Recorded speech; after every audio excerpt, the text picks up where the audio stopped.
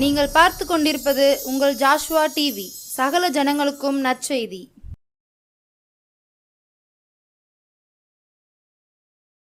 காணாமல் போன ஆடா இருந்தேனே ஏசையா, கண்ணோக்கி பார்த்தீரே கவலைகளை மாற்றினீரே, கண்ணோக்கி பார்த்தீரே கவலைகளை மாற்றினீரே, மறக்கவில்லையே மார்போடு அணைத்து கொண்டீரே, தேடி வந்தீரே தீமைகளை அகற்றி விட்டீரே.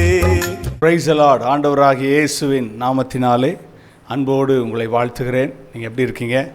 சந்தோஷமாக இருப்பீங்கன்னு சொல்லி கர்த்தருக்குள்ளே நம்புகிறேன். கடந்த செய்தி உங்களுக்கு மிகுந்த பிரயோஜனமாக இருந்திருக்கும் என்று கர்த்தருக்குள்ளே நம்புகிறேன்.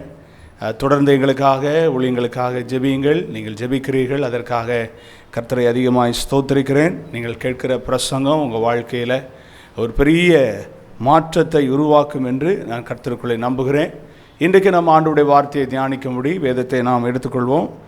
புதிய ஏற்பாட்டு புஸ்தகம் அதனுடைய 16ஆம் அதிகாரம் 24ஆம் வசனத்தை வாசிக்க கேட்போம். அப்பொழுது இயேசு தம்முடைய சீசர்களை நோக்கி ஒருவன் என்னை பின்பற்றி வர விரும்பினால் அவன் தன்னைத்தான் வெறுத்து தன் சிலுவையை எடுத்துக்கொண்டு என்னை பின்பற்ற கடவன்.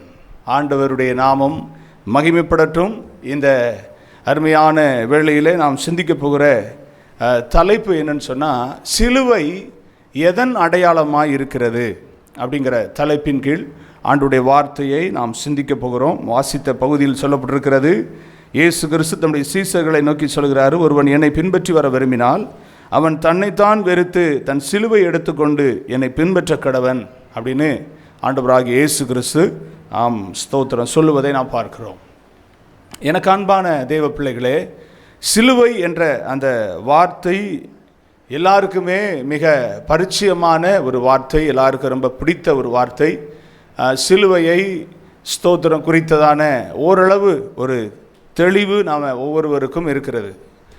என்ன தெளிவு அப்படின்னு சொன்னால், சிலுவை இயேசு கிறிஸ்து அடிக்கப்பட்ட ஒரு காரியம் அப்படின்னு சொல்லி எல்லாருக்குமே தெரியும். சிலுவையில் இயேசு அடிக்கப்பட்டார். ஆகவே சிலுவை ரொம்ப புனிதமானது, சிலுவை மிக முக்கியமான ஒன்று அப்படின்னு சொல்லி நம்ம எல்லாரும் கருதுகிறோம், நம்ம எல்லாரும் அதை புரிந்து வைத்திருக்கிறோம்.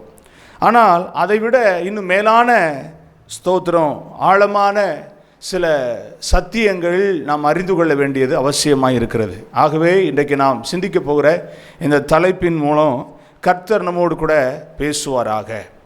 நல்லா கவனிக்கணும். சிலுவை அப்படிங்கிற அந்த வார்த்தை மாத்திரமல்ல, சிலுவை என்ற அடையாளத்தை நம்ம எல்லாரும் வீடுகளில், நம்முடைய ஸ்தோத்திரம் இருக்கிற பகுதிகளில், இன்னும் சொல்லப்போனால் நம்முடைய ஸ்தோத்திரம் சரீரத்தில் கூட அதை நாம் தரித்து கொள்கிறோம்.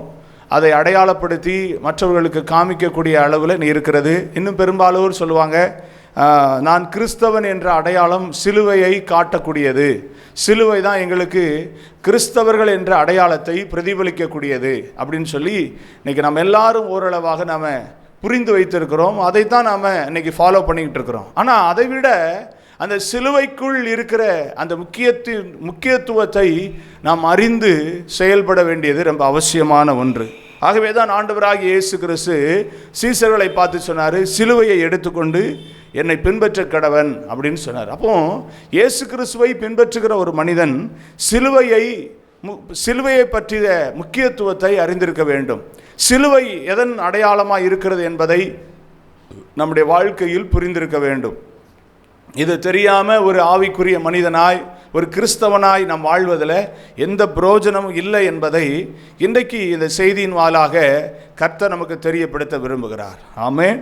சரி, கர்த்தருடைய நாமம் மகிமைப்படட்டும். சரி, இன்றைக்கி இந்த சிலுவை எதன் அடையாளம் என்ற அந்த வார்த்தையை நாம் சிந்திக்கும்படி வேதத்திலே ஒரு பகுதியை நாம் வாசிக்கலாம். எபேசியர் புஸ்தகம் 5ஆம் அதிகாரம் திருப்பிக் கொள்வோம். எபேசியர் புஸ்தகம் 5ஆம் அதிகாரம் அதனுடைய 2ஆம் வசனத்தை வாசிக்கும் போது அங்கே சொல்லப்பட்டிருக்கிறது, கிறிஸ்து நமக்காக தம்மை தேவனுக்கு சுகந்த வாசனை. நல்ல கவனிங்க, கிறிஸ்து நமக்காக தம்மை தேவனுக்கு சுகந்த வாசனையான காணிக்கையாகவும் பலியாகவும் ஒப்பு கொடுத்து நம்மில் அன்பு கூர்ந்தது போல நீங்களும் அன்பிலே என்ன செய்யுங்க, நடந்து கொள்ளுங்கள். நல்லா கவனிக்கணும். இயேசு கிறிஸ்து நமக்காக சுகந்த வாசனையான காணிக்கையாகவும் பலியாகவும் எதில் ஒப்பு கொடுத்தார் அப்படின்னா, சிலுவையிலே தன்னை ஒப்பு கொடுத்தார். சிலுவையிலே தன்னை ஒப்பு கொடுத்தார். அப்போ சிலுவை முதலாவது நமக்கு காட்டக்கூடிய அடையாளம் என்ன? அவருடைய அன்பின் வெளிப்பாடு, அன்பின் அடையாளம். அன்பை வெளிப்படுத்துவதற்கு தேவன் தன்னை ஒப்பு கொடுத்த அனுபவத்தை குறிக்கிறது. அப்போ இன்னைக்கு ஆண்டுடைய பிள்ளைகளாகிய நம்ம வாழ்க்கையில கிறிஸ்தவர்களாய் வாழுகிற எப்படிப்பட்ட ஒரு அடையாளத்தை இந்த உலகத்துக்கு நம்ம வெளிப்படுத்தக்கூடியவங்களாக இருக்கிறோம்? யோசிங்க. வேதம் சொல்கிறது, உன்னை நீ நேசிக்கிறது போல பிறனையும் நேசி அப்படின்னு ஆண்டவராகிய இயேசு கிறிஸ்து புதிய ஏற்பாட்டிலே பிரதான கற்பனையில் ஒன்றாக அவர் போதித்ததை நாம் வேதத்திலே வாசிக்கிறோம். இன்னைக்கு நம்ம எந்த அளவுக்கு நேசிக்கிறோமோ அதை போல பிறரை நேசிக்கக்கூடிய ஒரு வாழ்க்கை இன்னைக்கு நாம் வாழ்கிறோமா? இதில் ஒரு ஸ்தோத்திரம், தெளிவை இன்றைக்கு நமக்கு கர்த்தர் தருவாராக. நம்மளை எந்த அளவுக்கு நேசிக்கிறோமோ அந்த அளவுக்கு மற்றவர்களை நேசிக்கக்கூடிய ஒரு குணாதிசயத்தை நாம் உடையவர்களாக இருக்க வேண்டும். அதை தான் ஆண்டவராகிய இயேசு கிறிஸ்துனுடைய விலையேற பெற்ற அன்பின் வெளிப்பாடு அல்லது அடையாளம். இயேசு கிறிஸ்து நம்மை அவர் நேசித்ததினாலே, நம்மை அதிகமாய் அவர் அன்பு கூர்ந்ததினாலே அவர் தம்மை தாமே சிலுவையில் சுகந்த வாசனையாகவும் காணிக்கையாகவும் தம்மை ஒப்பு கொடுத்தார். ஆகவே நம்மில் அன்பு கூர்ந்தது போல நாமும் அவருடைய அன்பிலே நடந்து கொள்ள வேண்டும் என்று வேதம் சொல்லுகிறது. எனக்கு அன்பானவர்களே, இந்த வார்த்தையை கேட்குற உங்கள் வாழ்க்கையில் இப்படிப்பட்ட ஒரு அனுபவத்தை உடையவர்களாய் நாங்கள் இதுவரைக்கும் இராமல் இருப்பீங்கன்னா, இன்னைக்கு ஆண்டவர் உங்களோட பேசுகிறாரு. அன்பை நீங்கள் உங்கள் வாழ்க்கையில் வெளிப்படுத்தக்கூடியவர்களாக இருக்க வேண்டும். அன்பின் வெளிப்பாடு உள்ள ஒரு ஜீவியத்தை நீங்கள் வெளிப்படுத்தக்கூடியவர்களாக இருக்க வேண்டும். அதுவே சிலுவையில் ஆமேன் ஸ்தோத்திரம் நாம் அடையாளம் கண்டுகொள்ளக்கூடிய ஒரு ஸ்தோத்திரம் ஆமேன் அடையாளமாக இருக்கிறது. சிலுவையை குறித்த ஆமேன் சரியான புரிந்து கொள்ளுதலாக இருக்கிறது. ஆகவே எனக்கு அன்பான தேவ பிள்ளைகளே, நீங்கள் ஆண்டவராகிய இயேசு கிறிஸ்துவை ஏற்றுக்கொண்டேன், ஆண்டவராகிய இயேசு கிறிஸ்துவை நான் ஸ்தோத்திரம் என் வாழ்க்கையில் ருசித்திருக்கிறேன் என்று சொல்லக்கூடிய நீங்கள் இந்த ஸ்தோத்திரம் நாட்களில் ஆமேன் இந்த ஸ்தோத்திரம் லென்த் டேஸில் நீங்கள் அநேக காரியத்தை நீங்கள் அனுசரித்து கொண்டிருக்கீங்க. ஆனால் பிரதானமாய் நீங்கள் அனுசரிக்கக்கூடிய ஒரு காரியம் என்னன்னா, நீங்கள் அன்பிலே நடந்து கொள்ள வேண்டும்.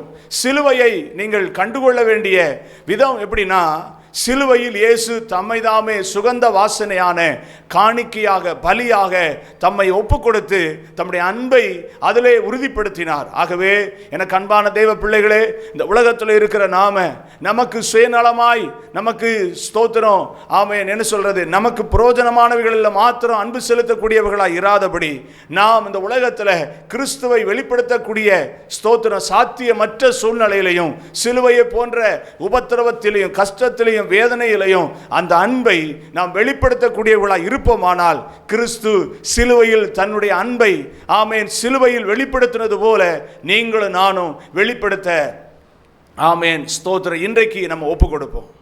அல்லேலூயா. கர்த்தர் நல்லவர். அன்பு என்று சொன்னால் எல்லாருக்குமே பிடிக்கும், பிடிக்காத ஒன்று அப்படின்னு யாருமே சொல்ல முடியாது. ஆனால் இயேசு கிறிஸ்துவின் அன்புடைய வெளிப்பாடை சிலுவையில் தான் அவர் வெளிப்படுத்தினார். இந்த உலகத்தில் வாழ்ந்தபோது அவர் ஸ்தோத்திரம் நன்மை செய்கிறவராக தான் சுற்றி தெரிந்தார். அன்புள்ள ஜீவியத்தை அவர் முழுமையாக வெளிப்படுத்தினார். ஆனால் அதனுடைய முழு வெளிப்பாடு எங்கே வெளிப்பட்டதுன்னா சிலுவையில் தான் வெளிப்பட்டுச்சு. இன்றைக்கி நம்முடைய ஆவிக்குரிய ஜீவியத்தில் நான் இயேசு கிறிஸ்துவை ஏற்றுக்கொண்டிருக்கிறேன், இயேசுவை நான் அறிந்திருக்கிறேன் அப்படிலாம் நம்ம சொல்வது ரொம்ப சந்தோஷம்தான். ஆனால் கிறிஸ்துவை நாம் வெளிப்படுத்தக்கூடிய சிலுவையின் அடையாளமாகிய அன்பை இன்றைக்கி நம்முடைய வாழ்க்கையில் பிரதானமாக கொண்டிருக்கிறோமா? சிந்தித்து பாருங்கள். சக மனிதர்களோடு நாம் அன்புள்ள ஜீவியத்தை நம்ம உடையவர்களாக இருக்கிறோமா? நீங்கள் இருக்கிற குடும்பத்தில் உங்கள் குடும்பத்தில் இருக்கிற நபரோடு கூட அன்புள்ள ஜீவியத்தை வெளிப்படுத்தக்கூடியவங்களாக இருக்கீங்களா? நீங்கள் ஊழியம் செய்கிற ஸ்தாபனத்தில் நீங்கள் ஊழியம் செய்கிற ஆமேன் ஊழியர்களுக்கு மத்தியில் நீங்கள் அன்புள்ள ஜீவியத்தை வெளிப்படுத்தக்கூடியவங்களாக இருக்கீங்களா? சற்று சிந்தித்து பாருங்க. அன்பின் வெளிப்பாடை இயேசு கிறிஸ்து வெளிப்படுத்தினது போல நீங்கள் வெளிப்படுத்த ஆமேன் ஸ்தோத்திரம் பழக வேண்டும்.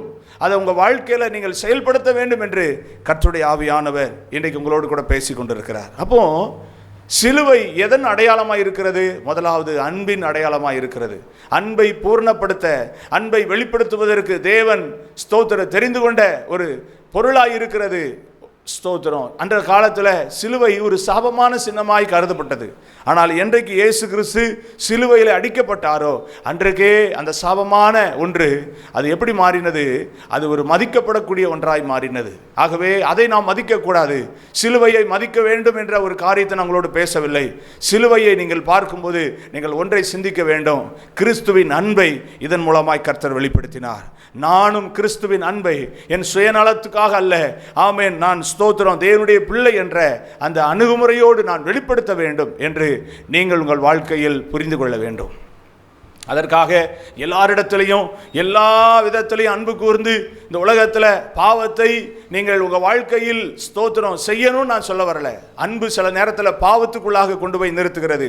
நீங்கள் அன்பு செலுத்தும் போது உங்கள் வாழ்க்கையில் அந்த அன்பு கிறிஸ்துவின் அன்பாக இருக்க வேண்டுமே தவிர உலகத்தின் அன்பாக இருக்கக்கூடாது. கிறிஸ்துவின் அன்புக்கும் உலகத்தின் அன்புக்கும் நிறைய வித்தியாசம் இருக்கிறது. ஆகவே கிறிஸ்து எந்த அளவுக்கு நம்மேல் அவர் அன்பு கூர்ந்தாரோ அந்த லிமிட்டேஷனில் நாம் இந்த உலகத்தில் அன்பு கூறக்கூடியவர்களாய் இருப்போமானால் இந்த ஸ்தோத்திர நாட்களில் தேவன் நம்மோடு பேசுகிற வார்த்தையின்படி சிலுவை அவருடைய அன்பின் அடையாளமாக இருக்கிறது. அதை நான் இந்த உலகத்தில் அவருடைய பிள்ளையாக இருக்கிறேன்னா வெளிப்படுத்தக்கூடிய ஒரு பிள்ளையாக இருக்க வேண்டும் என்பதை உங்கள் வாழ்க்கையில் நீங்கள் புரிந்து கொள்ளுங்கள். ரெண்டாவது, கர்த்தருடைய நாமத்துக்கு மகிமை உண்டாகட்டும்.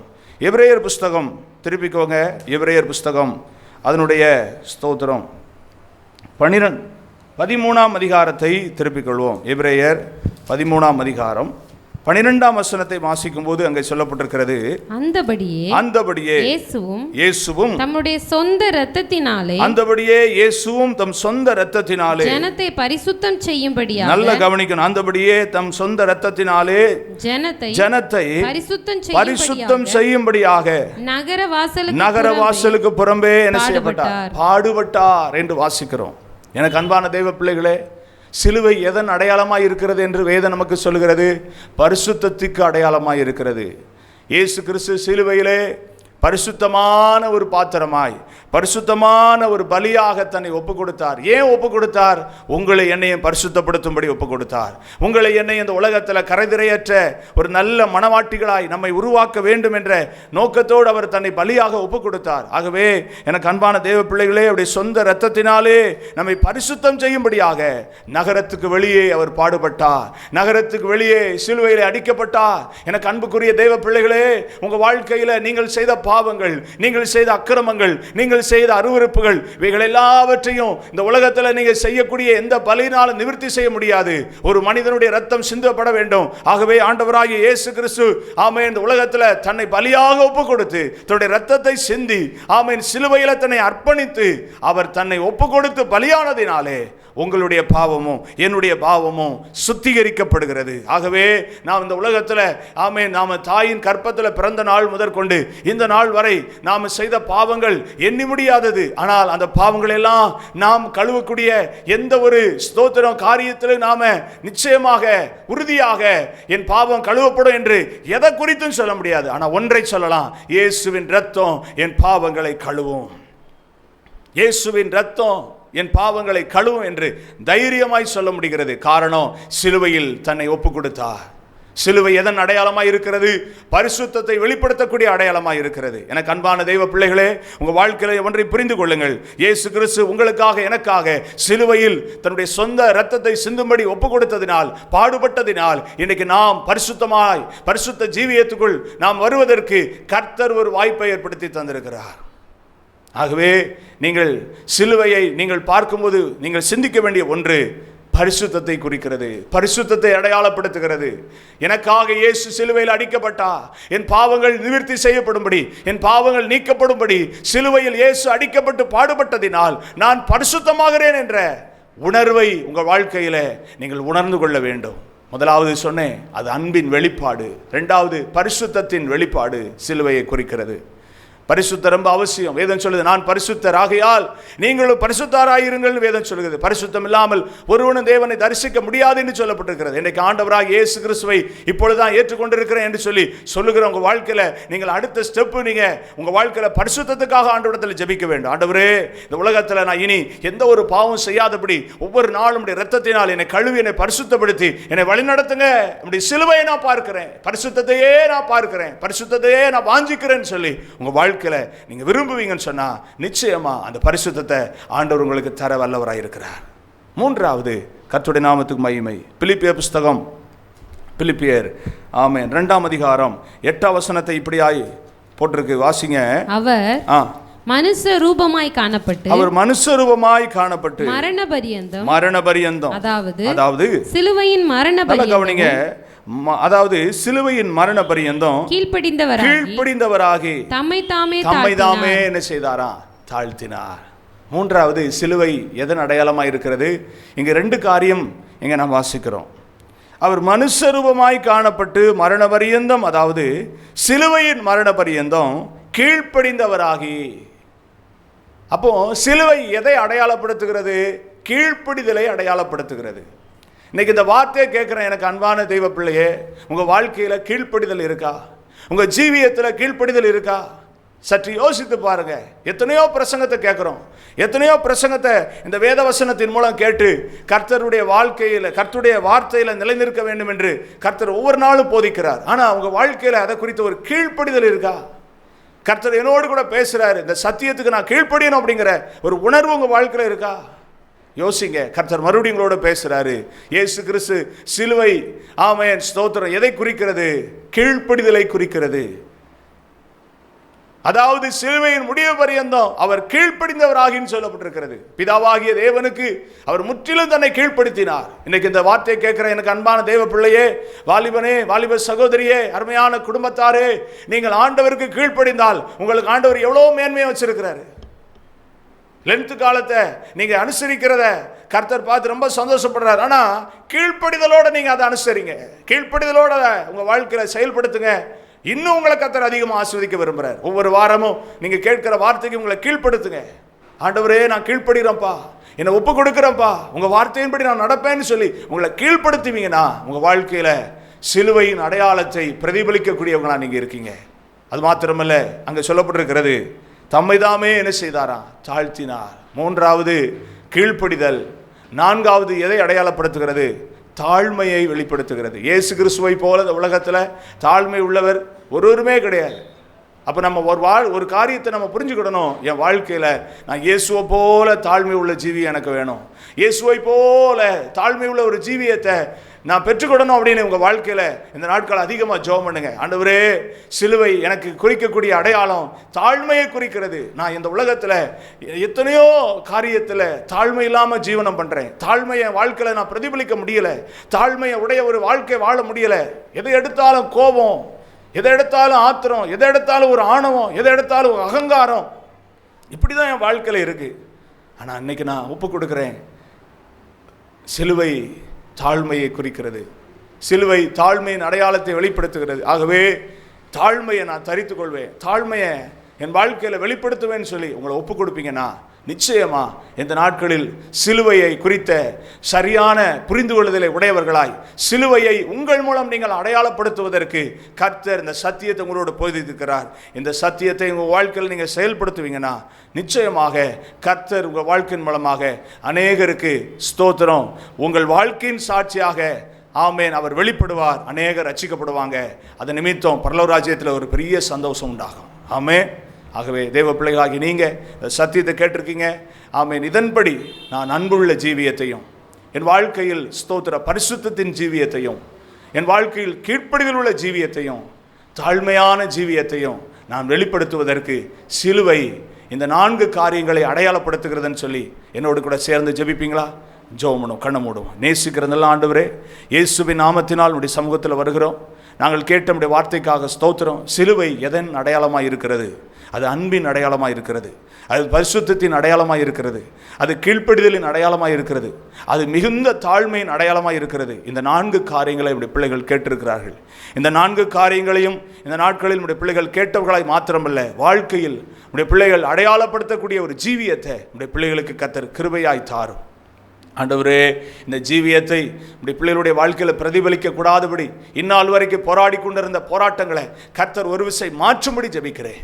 உடைய பிள்ளைகள் உமக்காக சாட்சியாய் ஜீவனம் பண்ணி அநேகரை ரட்சித்துக் கொள்ள உடைய ராஜ்யத்தில் மிகுந்த சந்தோஷம் உண்டாக கர்த்தர் இந்த வார்த்தையின் மூலம் கிரியை செய்கிறதுக்காய் ஸ்தோத்திரம். என்ன நோக்கத்துக்காக கர்த்தர் பேசினீரோ அந்த நோக்கம் முழுமை அடையட்டும், நிறைவேறட்டும். உம்முடைய நாமத்துக்கே மகிமையும் கனமும் துதியும் உண்டாகட்டும். இயேசுவின் நாமத்தில் ஜெபிக்கிறேன் ஜீவனுள்ள நல்ல பிதாவே, ஆமென். ஆண்டவர் உங்களை ஆஸ்வதிப்பார். தொடர்ந்து ஆமென். இந்த ஒவ்வொரு வாரமும் செவ்வாய்க்கிழமை மாலை 6:30 வருகிற இந்த மெய்ப்பனின் குரல் கேட்க இந்த நிகழ்ச்சியை நீங்கள் பாருங்கள். உங்கள் குடும்பத்தாருக்கு அறிமுகம் செய்யுங்க, மற்ற சொந்தக்காரர்களுக்கு அறிமுகம் செய்யுங்க. யூடியூப்லேயும் இதனுடைய செய்தி வருகிறது. ஆகவே உங்களுக்கு வசதி இருக்குமானால் யூடியூப்லேயும் இந்த சேனலை நீங்கள் சப்ஸ்கிரைப் பண்ணி அதன் மூலமாக அநேகருக்கு இந்த செய்தியை பகிர்ந்து கொள்ள நீங்கள் உற்சாகப்படும்படி உங்களை ஆண்டவராகிய இயேசு கிறிஸ்துவ நாமத்தினால் கேட்குறேன். இதன் மூலம் நீங்கள் ஆஸ்வதிக்கப்படுவீங்கன்னா ஸ்க்ரீனில் தெரிகிற நம்பருக்கு உடைய சாட்சிகளை வாட்ஸ்அப்பில் எங்களுக்கு தெரியப்படுத்துங்க, அல்லது ஃபோனில் நீங்கள் எங்களுக்கு தெரியப்படுத்துங்க. நாம் சேர்ந்து ஆண்டவருடைய நாமத்தை மையப்படுத்துவோம். கர்த்தர் பெரிய காரியங்களை செய்வார். அடுத்த நிகழ்ச்சியில் உங்களை பார்க்கும் வரை தேவனுடைய இரக்கமும் கிருபையும் சமாதானமும் உங்களோடு உங்களுடைய குடும்பத்தோடு கூட இருப்பதாக. God bless you. ஆமென். காணாமல் போன ஆடா இருந்தேனே ஏசையா, கண்ணோக்கி பார்த்தீரே கவலைகளை மாற்றினீரே, கண்ணோக்கி பார்த்தீரே கவலைகளை மாற்றினீரே, மறக்கவில்லையே மார்போடு அணைத்து கொண்டீரே, தேடி வந்தீரே தீமைகளை அகற்றி விட்டீரே.